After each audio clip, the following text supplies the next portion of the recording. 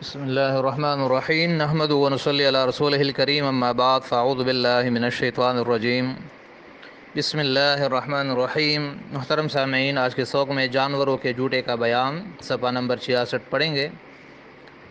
آج کے سوق میں پہلے 5 مسائل پڑھیں گے۔ مسئلہ نمبر 1، آدمی کا جوتا پاک ہے، چاہے بددین ہو، یعنی ہندو، عیسائی، سکھ وغیرہ جو بھی ہو، یا حیض سے ہو یا ناپاک ہو، یعنی جنابت کی حالت میں ہو یا نفاس میں ہو، ہر حال میں پاک ہے۔ اسی طرح پسینہ بھی ان سب کا پاک ہے، البتہ اگر اس کے ہاتھ یا منہ میں کوئی ناپاکی لگی ہو تو اس سے وہ جوتا ناپاک ہو جائے گا۔ مسئلہ نمبر 2، کتے کا جوتا نجس ہے، ناپاک ہے۔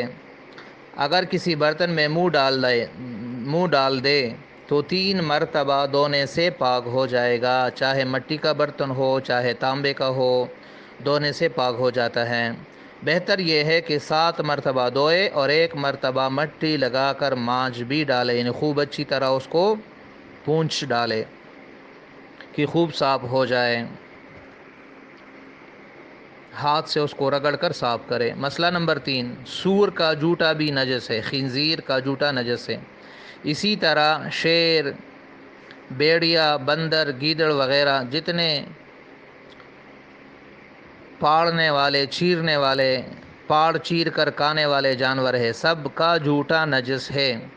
مسئلہ نمبر 4، بلی کا جوتا پاک تو ہے لیکن مکروہ ہے، تو اور پانی ہوتے وقت اس سے وضو نہ کرے، یعنی اگر اور پانی اس کے علاوہ موجود ہے تو اس سے وضو کرے، البتہ اگر کوئی اور پانی نہ ملے تو اس سے وضو کر لے۔ مسئلہ نمبر 5، دودھ سالن وغیرہ میں بلی نے منہ ڈال دیا۔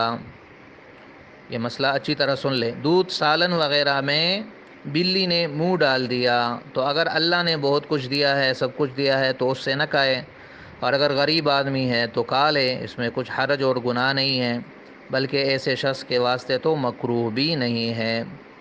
تو یہ آج کے 5 مسائل، امید ہے آپ کو مسائل سمجھ آ گئے ہوں گے، باقی انشاءاللہ اگلے سوق میں پڑھیں گے۔ صدق اللہ العظیم۔